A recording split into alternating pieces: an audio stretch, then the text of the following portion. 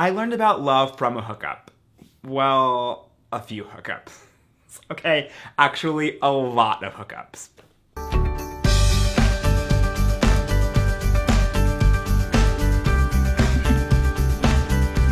Okay. I could probably count, but I think we'd be here for a while. So a better use of our time is for me to tell you what I learned from those hookups.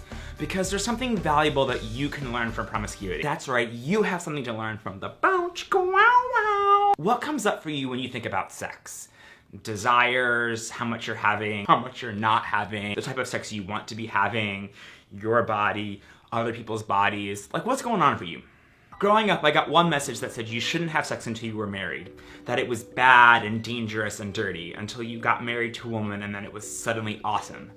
But I also got this other message that said I should be having sex and a lot of it. And for a closeted queer kid in Maryland, that was definitely not happening. I wanted to be having sex and that felt wrong, but I wasn't having sex and that felt wrong too. It was like a lose-lose situation. So what are some of the ways that we talk about sex? Oh, we're being so bad.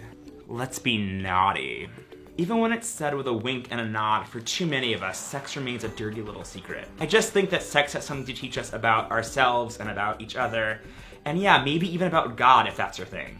Okay, it's time for lessons from Brian's youth group days. Have you ever heard that part of Genesis that talks about becoming one flesh? Or maybe you've heard this metaphor about sex being like sticky tape. There can be something really beautiful about these metaphors, but there can also be something a little, like sticky. Ah! Okay, so let's take this tape thing. The idea is that every time you stick tape on something, it gets a little bit less sticky. It becomes a little bit less useful. You become a little bit less valuable. And then maybe one day, if you do get married, your tape won't stick. Your sex will be broken. Let me tell you something. Your love is not finite. Your love is infinite. Your love is infinite! There is something cool about this tape metaphor though. This idea that when you stick to someone, a little piece of them gets left behind. I'm pretty sure that I'll always love my first boyfriend even though we only ever kissed.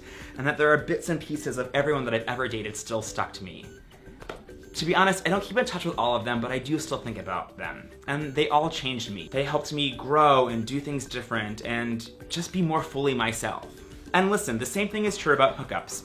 Whether you're hooking up with someone but not dating, or it's just a one-night thing, there's something special there too. Religious folks might even call it holy. To welcome a stranger, to be honest with your desires, to be vulnerable with another person. Or a group of people. Even if it's only for 30 minutes, you can still share something special with another person, and that's really awesome. Relationships are the stuff of life. They're what makes life worth living, and they're how we make meaning. That love that you share with a spouse or a partner, that's a blessing. And that blowjob you gave, that's a blessing too.